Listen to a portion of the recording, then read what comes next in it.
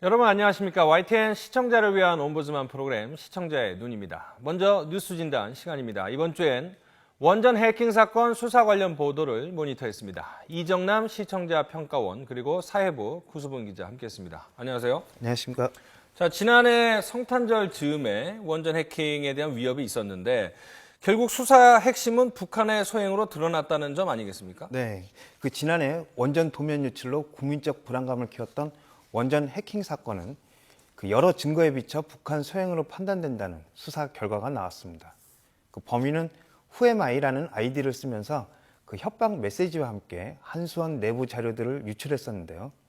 합동수사단은 범인이 온라인 공간에 유포한 원전 관련 자료들은 한수원 내부 전산망에서 직접 빼낸 것이 아니라 전현직 임직원과 협력사 관계자 등의 이메일이나 인터넷 커뮤니티를 해킹해 유출한 것으로 밝혔습니다. 이 범인은 지난 12일에도 트위터에 대한민국 한수원 경고장이란 글을 띄우고 한수원 내부 문건 10여 개, 또 박근혜 대통령과 반기문 유엔 사무총장의 통화 내용이라는 문건을 공개하면서 돈까지 요구했는데요. 이번에도 관계기관들은 별것 아니라는 반응이었습니다. 청와대 역시 박 대통령의 통화 내용은 이미 언론에 일부 공개된 것이라고 의미를 축소하기도 했지만 정부가 지속적으로 홍보해왔던 국가사이버안보종합대책에 문제점은 없는지 점검해 봐야 할 것입니다. YTN은 속보와 대담을 통해 집중 보도하고 미진한 수사에 대해 비판을 가한 것이 돋보였습니다. 합수단은 중국과의 사법 공조를 이끌어내지 못해 중국 선양 지역에 대해서 조사를 하지 못했습니다. 결론은 북한 소행이라는 것인데 지금까지 밝혀진 근거가 무엇인지 궁금합니다.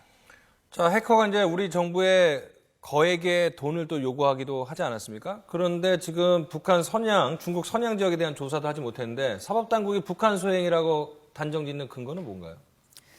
네, 지난해 말 원전 가동을 중단하라는 협박으로 당국을 충격에 빠뜨린 데 이어서 최근까지도 범행이 이어졌는데요. 검찰과 경찰 등이 총동원된 정부 합동수사단이 석 달 동안 수사를 벌인 끝에 원전 자료 유출 사태는 여러 증거에 비춰 북한 해커 조직의 소행으로 판단된다는 수사 결과를 내놨습니다.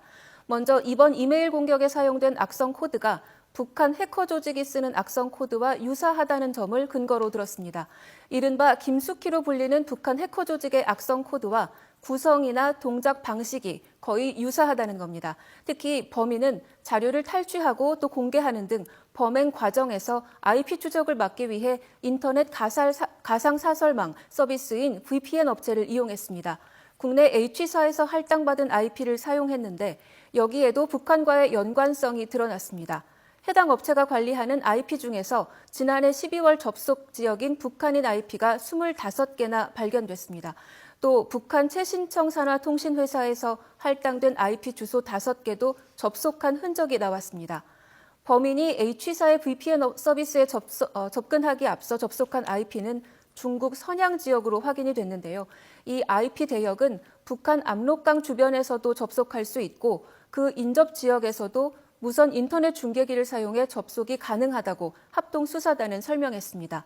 가장 최근인 지난 12일 트위터에 게시된 6번째 글은 종전에 5차례 게시글과 동일한 계정이 쓰였고 또 접속에 사용된 IP는 러시아 블라디보스토크에 있는 것으로 조사됐습니다. 합동수사단은 이번 범행의 목적이 금전은 아닌 것으로 보인다면서 국민 안전과 직결되는 국가 인프라 시설인 원전을 대상으로 사회 불안을 야기하고 국민들의 불안 심리를 자극한 사건이라고 규정했습니다. 지금까지 범인은 모두 6차례에 걸쳐 원전 관련 도면과 한수원 임직원의 개인 정보 등 94개의 파일을 인터넷에 공개했는데요. 이 때문에 어떤 경로를 통해 자료를 빼냈는지도 관심이었습니다. 자료 유출 경로를 추적한 결과 상당수 자료는 한수원 협력사 임직원의 이메일을 해킹하는 방식으로 유출된 것으로 파악됐습니다. 이메일에 악성 코드를 침투시켜 컴퓨터를 감염시킨 다음 자료를 빼가는 피싱 수법으로 주로 지난해 7월부터 9월까지 이루어졌습니다. 한수원 전현직 관계자들에게 이메일을 무더기로 보냈고 비밀번호가 유출됐으니 확인을 바란다는 미끼성 메시지를 통해서 비밀번호를 입력하도록 한 겁니다. 범인은 이 비밀번호로 한수원 관계자들의 이메일 편지함과 온라인 커뮤니티 등에 들어가 자료를 끄집어냈습니다. 합동수사단은 빼돌려진 자료는 교육용 등 일반 용도의 문서가 대부분이고 원전 관리에 위험을 초래하거나 정책에 영향을 미칠 주요 자료는 아니라고 밝혔습니다. 자, 이 비슷한 시기에 북한에서 이제 김정은을 휘하한 그런 영화를 제작한 업체에 대한 해킹도 하지 않았습니까? 갈수록 네. 이제 사이버 테러 위협은 커지고 있는 것 같아요. 네, 그렇습니다. 그 해킹 정보 등을 활용한 사이버 테러가 국내외에서 국가 안보와 또 표현의 자유를 위협하는 새로운 무기로 부각되고 있습니다. 정부는 북한의 소행으로 결론만 냈을 뿐 구체적인 유출 경로와 범인을 파악하지 못했습니다. 원전과 관련된 자료들이 북한의 해킹에 노출됐다는 것은 국가 안보에도 심각한 위협이고 또 정보 보안 차원을 넘어 국민의 안전과 직결되는 문제일 뿐만 아니라 똑같은 상황이 되풀이되고 있는 것은 더 큰 문제일 수밖에 없습니다. 미국은 지난해 11월 영화사 소니 피처스가 해킹을 당하자 즉각 수사에 나서 북한을 배후로 지목했고 2달 뒤에는 금융 제재 등 보복 조치를 가했는데요. 정부와 수사 당국은 국제 공제 등 모든 방법을 동원해서 해킹 세력의 실체를 파악하고 재발 방지를 막아야 할 것입니다. 앞으로 관계 당국의 대처 방안을 설명해 주시기 바랍니다. 자, 지금 뭐 분석을 보면 북한 해커빗 부대에 비해서 우리의 규모나 인력은 좀 부족하다 이런 것이 이제 지적이 나오고 있는데 대처 방안 어떻게 진행 중에 있습니까? 네, 지난해 3월 YTN을 비롯한 주요 언론사와 금융기관 전산망을 마비시킨 3.20 사이버 테러 기억하실 텐데요. 당시 사이버 테러 역시 북한의 소행으로 결론이 내려지면서 언론사와 금융사 통신망을 교란시켰던 해커를 잡지 못했습니다. 이번에도 비슷한 결론으로 수사는 마무리됐습니다. 정작 수사 과정에서 필수적이었던 중국 선양 지역 등에 대한 조사와 수사가 전혀 이루어지지 않았기 때문입니다. 애초 합수단은 중국 당국의 사법 공조를 기대하고 요청을 했지만 아직까진 중국 측으로부터 아무런 협조를 이끌어내지 못했습니다. 결국 이번 사건은 북한 소행이라는 막연한 결론으로 귀결되면서 정작 구체적으로 누가 이런 일을 벌였는지에 대해서는 실체를 규명하지 못한 채 마무리됐습니다. 더구나 박근혜 대통령과 반기문 유엔 사무총장 사이의 통화록을 유포했던 유출범들이 미국 뉴욕 유엔 사무국에 대해서도 해킹을 시도했을 가능성이 제기되고 있습니다.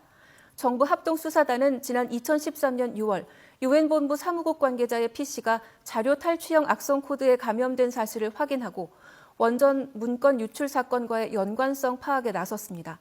유출범이 악성 코드를 이용해 유엔 사무국 직원 컴퓨터에 저장된 박 대통령과 반 사무총장의 통화록을 빼냈을 가능성이 있다고 보고 사실관계를 파악하고 있는 건데요. 합수단은 구체적인 해킹 경로와 유출범의 흔적을 찾기 위해 미 연방수사국 FBI에 사법 공조도 요청할 방침입니다. 이와 별도로 해킹 세력의 실체와 배후를 파악하기 위한 추적 작업은 계속 이어간다는 방침입니다. 범인이 사용한 SNS 서버가 있는 미국은 물론 범행에 동원한 IP 접속 흔적이 있는 중국 등과 사법 공조를 지속적으로 이어가기로 했습니다. 필요할 경우 국내 수사 인력을 현지에 파견하는 방안도 검토하고 있는 것으로 알려졌습니다. 무엇보다 이번 해킹 사건을 통해 주요 국가기관 등에서는 사설 이메일을 가급적 업무에 사용하지 않도록 내부 지침을 마련해야 한다는 목소리가 높습니다. 또 비밀번호를 수시로 변경하고 사내외 망 분리 등 다양한 사이버 보안 조치가 뒤따라야 할 것으로 보입니다. 네, 두 분 말씀 오늘 고맙습니다.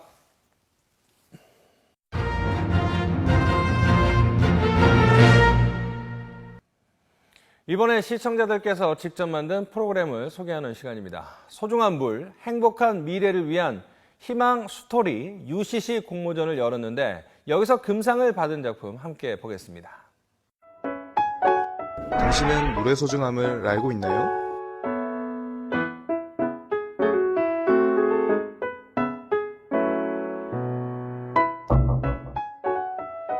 하지만 당신은 왜 물의 소중함을 모르는 사람처럼 행동하나요? 많은 이들이 머리로는 물의 소중함을 이해하지만 그것을 실천으로 옮기지는 않습니다.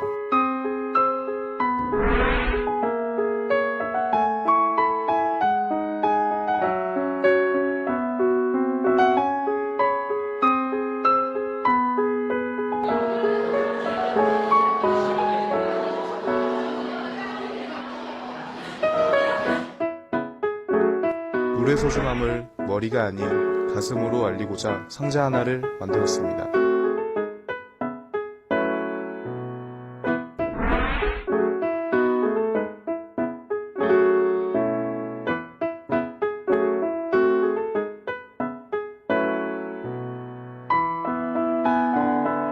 당신의 평범하고 조용한 삶을 위해 You should save the water.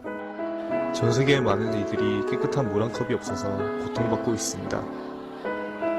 이들을 위해 그리고 우리 모두를 위해 물을 아끼기 시작한다면 어떤 일들이 벌어질까요? 그것들은 아주 평범하고 조용한 일들입니다.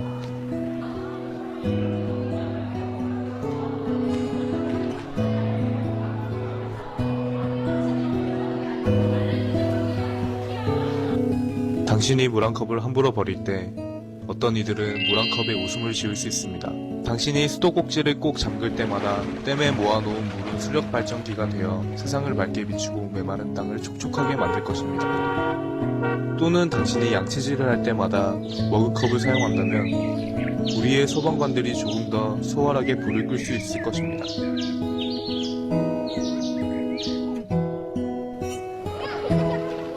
많은 사람들이 설거지를 할 때마다 물을 받아놓고 한다면 세상의 모든 더러운 이들 깨끗한 모습으로 변할 것이며 당신이 물에 대해 조금만 더 소중하게 생각한다면 세상 모든 사람들이 조금 더 행복한 삶을 꿈꿀 수 있을 것입니다. 물을 소중히 여기고 아끼게 된다고 해도 크게 달라질 일은 없습니다. 그저 평범한 삶이 계속될 뿐이죠. 하지만 물이 부족해진다면 그것만큼 무서운 재앙은 없을 것입니다. 그러니 당신의 평범하고 조용한 삶을 위해 You should save the water.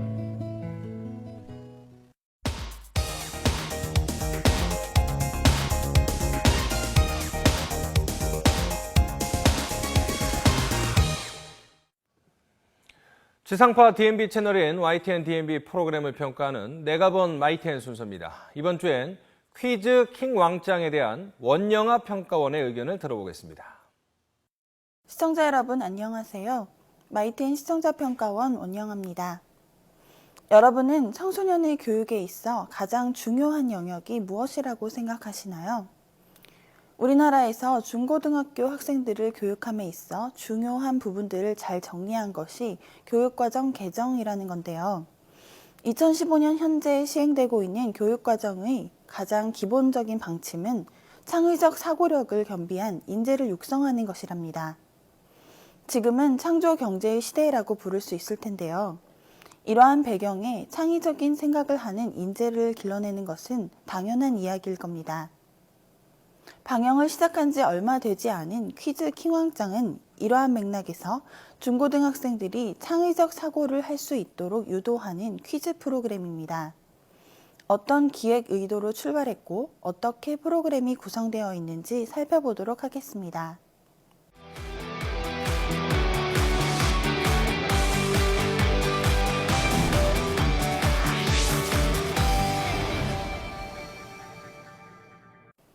퀴즈 킹왕짱은 다른 퀴즈 프로그램과 비슷하게 밝고 활기차게 시작했습니다.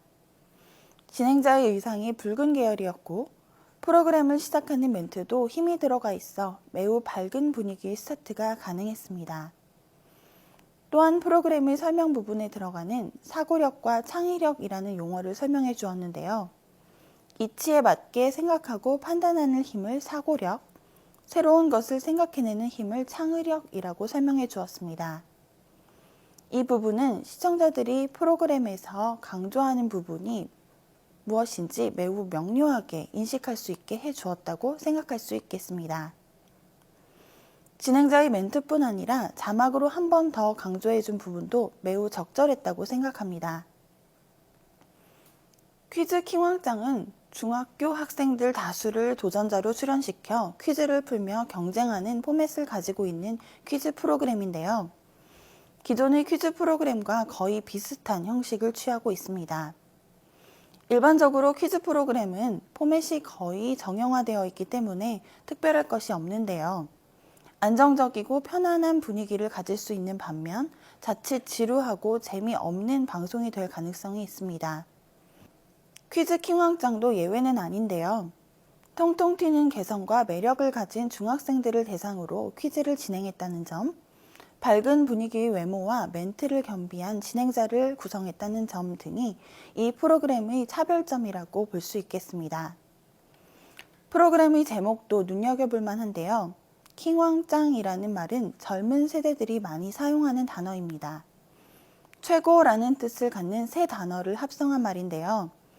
기존의 딱딱한 퀴즈 프로그램에서 좀처럼 볼 수 없었던 제목이기 때문에 신선했습니다. 그러나 널리 사용되는 올바르고 바른 표준어는 아니기 때문에 성인과 같은 판단력을 갖추지 못한 아동이나 청소년들에게 자칫 잘못된 언어 습관을 갖게 해줄 우려가 있습니다. 특히 퀴즈 프로그램은 올바른 언어, 적절한 상식 등을 바탕으로 하기 때문에 적절한 조절이 필요할 것입니다. 텔레비전 퀴즈 프로그램의 대명사로 일컬어지는 장학 퀴즈를 기억하는 사람들이 많이 있습니다.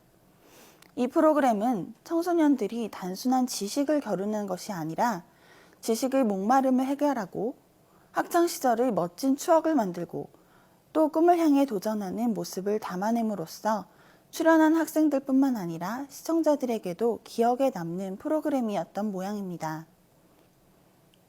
과거에 일반적인 교과적 지식을 겨루는 시대가 있었다면 시대의 흐름에 따라 21세기에는 결코 일반적이지 않은 생각과 고유의 개성, 오리지널리티를 겨루는 것이 일반적이 되었습니다. 이러한 시대적 흐름에 맞춰 창의적인 사고를 하는 인재가 중요한 시대의 자원으로 부각되었는데요. 이러한 맥락에서 퀴즈 킹왕짱은 지금 가장 필요한 인재를 육성하는 데 적절한 프로그램이라는 생각이 듭니다. 다만 개성을 중요시하는 분위기에 휩쓸려 불특정 다수를 대상으로 하는 텔레비전 프로그램에서 간과해서는 안 될 안정성과 일반성을 놓치지 않을까 하는 우려가 생깁니다. 대한민국의 창의 인재를 찾는 것을 목적으로 둔 퀴즈 킹왕짱은 전국 각지에서 모인 중학생들을 대상으로 퀴즈를 통해 사고를 겨루는 프로그램입니다. 겨룬다 하는 표현에 맞게 어쩔 수 없이 1등과 꼴등으로 4등이 이루어지는데요. 이에 구애받지 않고 출연자들이 즐거워하는 모습이 역력한 프로그램이어서 매우 좋았습니다. 프로그램의 마지막에 응원 나온 가족들이 함께 즐거워하는 모습이 비춰진 부분도 매우 적절했다는 생각이 듭니다. 창의 인재를 육성하는 것이 이 시대의 가장 중요한 부분일 텐데요. 퀴즈 킹왕짱이 이러한 인재를 길러내는데 적절한 프로그램이 되길 바랍니다.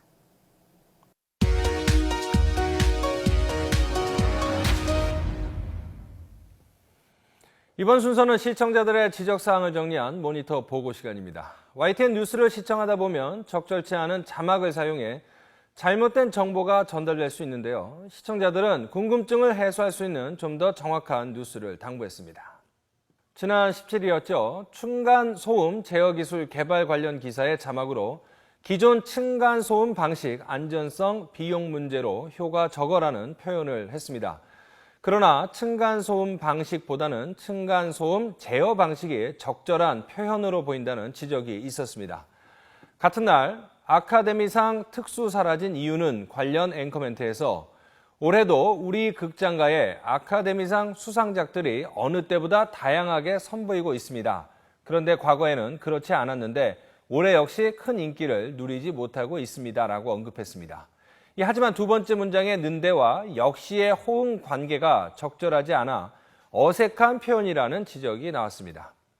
또 개성공단 임금 놓고 남북 신경전 기사의 자막에서 당부 드리며와 당부 드립니다의 드리다는 전미사로 앞말과 붙여 쓰는 것이 보다 정확한 표기법인데 잘못 표현됐습니다.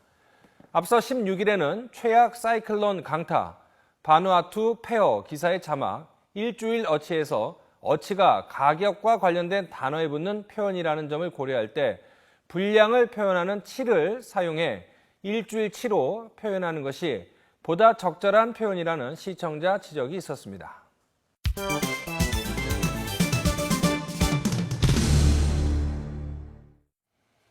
언론 전문가로부터 우리 언론의 문제점과 발전 방향 등을 들어보는 매체 비평 시간입니다. 오늘은 최충웅 경남대학교 교수로부터 통합 시청률 정책 합리적 측정 기준이어야 한다라는 주제의 논평 들어보겠습니다. 올해부터 달라질 미디어 환경 가운데 방송계의 가장 큰 관심사가 시청률 조사 방식의 변화입니다. 방송통신위원회가 현재 실시 중인 시청률을 통합 시청률 방식으로 바꾸기로 했습니다. 통합 시청률이란 현재 시행 중인 안방 TV 중심의 시청률에 스마트 기기와 모바일 시청률을 포함시켜 합산하는 조사 방식입니다. 최근 TV 수상기가 아닌 스마트 기기로 방송을 보는 시청자들이 급증하고 있어 이러한 환경 변화에 따라 시청률 조사 방식을 새롭게 바꾸자는 것입니다. 실제로 우리 국민 10명 중 3명은 TV가 아닌 스마트폰이나 태블릿 PC 등으로 방송을 시청하고 있으며 다시 보기 VOD 서비스를 이용하는 비중도 절반가량을 차지하고 있습니다. 올해부터 유럽 몇 나라에서도 통합 시청률 조사를 실시했습니다. 하지만 새 방식이 적용되면 기존의 시청률 양상이 크게 달라지고 그에 따라 광고까지 영향을 받을 수 있기 때문에 방송계에서는 조사 측정 기준 문제를 놓고 찬반 논란이 뜨겁습니다. 일각에서는 조사 방식의 변경으로 방송과 광고 시장이 혼란에 빠질 것이라고 우려하기도 합니다. 그러나 통합 시청률 시행을 앞두고 방송 매체 간 조사 측정 기준에 대한 쟁점이 대두되고 있습니다.